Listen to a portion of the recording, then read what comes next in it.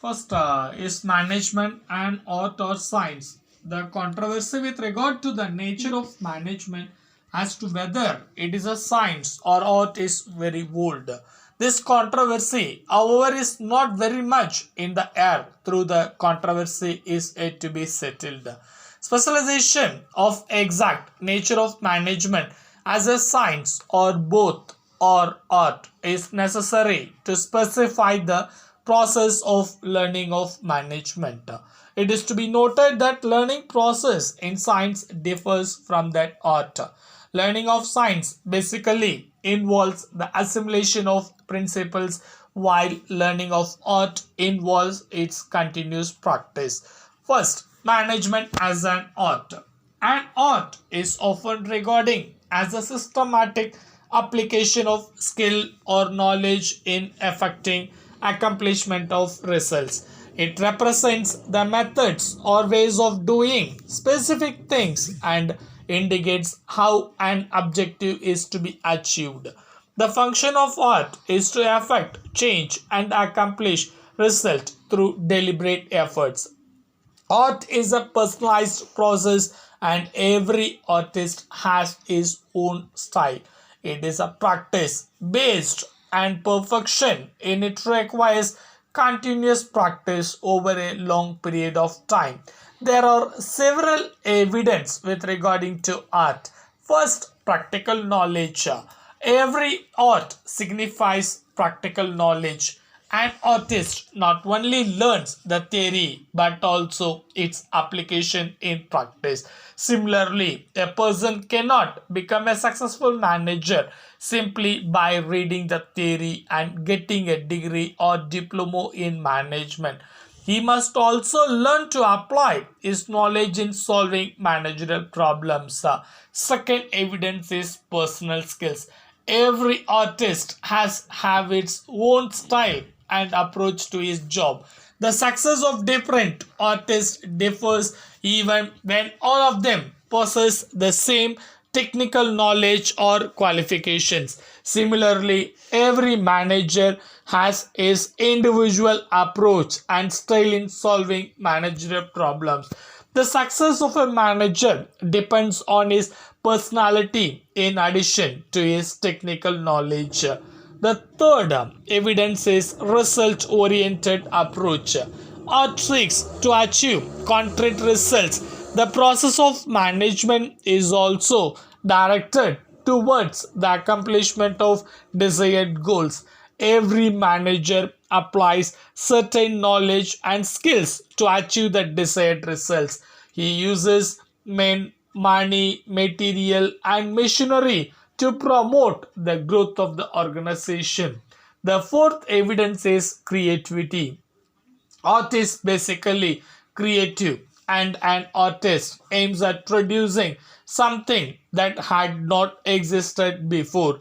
Therefore, every place of act requires imagination and intelligence to create. Like any other art, management is creative. A manager effectively combines and coordinates the factors of production to create goods and services. Molding the attitudes and behavior of people at work towards the achievement of the desired goals is an art of the higher order. The fifth evidence is improvement through practice. Practice makes one perfect. Every artist become more and more efficient throughout constant practice. Similarly, managers gains experience through regular practice and becomes more effective. Management as a science. Science means a systematic body of knowledge pertaining to a specific field of study. It contains general principles and facts which explains a phenomena. These principles establish cause and effective relationship between two or more factors. These principles and theories helps to explain past events and may be used to predict the outcome of actions. The first evidence as a science, systematic body of knowledge.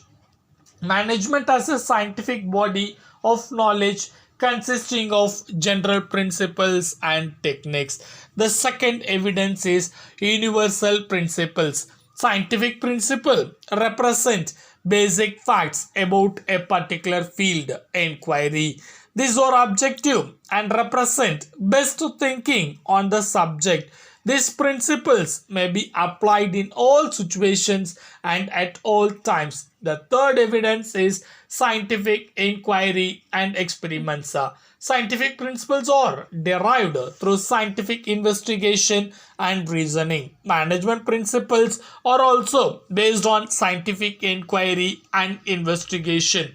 These have been developed through experiments and practical experience of a large number of managers. The fourth one will be cause and effect relationship.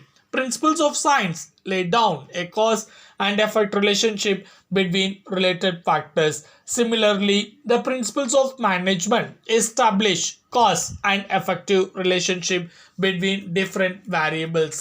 The fifth evidence is test of validity and predictability. Validity of scientific principles can be tested at any time and any number of times. Every time the test will give the same results. Principles of management can also be tested for their validity. So now we are moving into management is both a science and an art. Management combines the features of both science and art. Effective management is a result of judicious blend of art as well as science. Science provides the principles while the way principles are to be applied in a matter of art. The body of management knowledge provides necessary principles of managing, such as how to inspire employees to work hard, but different managers use it at different level. The principles of management which have been scientifically developed reduce the manager's reliance on initiation, but these principles are to be practiced over time for managers to become effective in the art of management. Management as a science has provided a scientific body of knowledge to be learnt by the prospective and the working managers.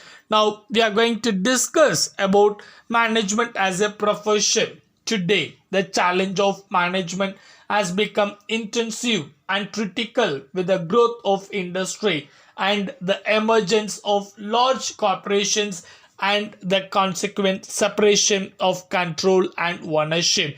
The process of management is gradually assuming professional importance during the last 3 decades. The first evidence as a profession is body of knowledge. Modern management is certainly a professional because there is already a vast body of knowledge derived from the experience of men in the management over the years. The second evidence is social obligations. Like a doctor or a lawyer, a manager is also engaged in serving the society in the sense that he uses scarce resources for production of socially useful goods and services. The third one will be license or degree. Unlike a doctor or a lawyer, no license or degree as such is required to become a manager, but people with knowledge and training in the field of management are widely preferred for managerial jobs for the simple reason that they perform better than those without such knowledge and training. The fourth evidence is code of conduct. Unlike members of other recognized professionals such as medicine or law, managers have no enforceable code of conduct, though the management associations have prescribed certain obligations such as non-disclosure of employees' trade secrets, abstaining from making any personal gain at the expenses of the employer, working for social goods, and so on. The last one is service motive. The principal motive of any profession must be service. The modern thinkers of management also give priority to service, that is, service to customers in the form of lower cost, better quality, and guaranteed supply, etc. Profit, of course, is a life giving element in every business, but this only motivate should not dominate the other motives and under determine them, because everything has been depends upon how we are going to take, whether management is an art or science or profession or all of them, because it is depends upon the case. Thank you.